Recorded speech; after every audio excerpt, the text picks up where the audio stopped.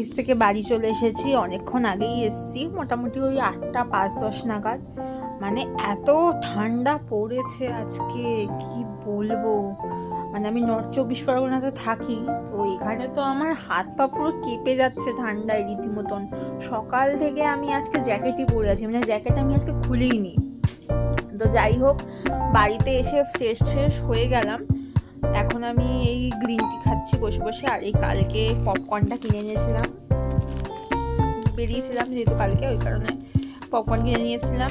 মায়ের জন্য নিয়েছিলাম 2 প্যাকেট এনেছিলাম, একটা মা খেয়েছে আর একটা রয়েছে, ওটাই আমি খাচ্ছি বসে বসে। আর ঠান্ডাতে তো আমার মানে সারাদিন আমি মোজা পরেই ছিলাম অফিসে, মোজা আমি খুলিনি। এই বাড়িতে এসে খুলে পা হাত মুখটা ধুয়ে নিলাম। মানে এত অবস্থা খারাপ হয়ে গেছে, কি বলবো। সত্যি যারা বাইরে কাজ করছে ঠান্ডার মধ্যে, তাদেরকে তো আর কিছু বলার নেই, কিছু তো করার নেই, কাজে তো যেতেই হবে, সবাইকেই যেতে হবে, কাজ না করলে হবেও না যদিও বা। এই ঠান্ডাতে সবাই ভালো থেকো। আর বাইরে যারা যাচ্ছ অবশ্যই জ্যাকেট টুপি সব কিছু পরবে। আর যাদের একটু মানে বেশি এজ আছে তারা অবশ্যই একটু সেফটিটা ভালো করে নেবে, কারণ হঠাৎ এমনিতেও প্রতিটা মানুষের এখন জ্বর ঠান্ডা লেগেই যাচ্ছে তাই। তো যাই হোক, কিছু করার নেই, সব কিছুই আসবে, শীত গরম বর্ষা সবই আসবে যদিও বা।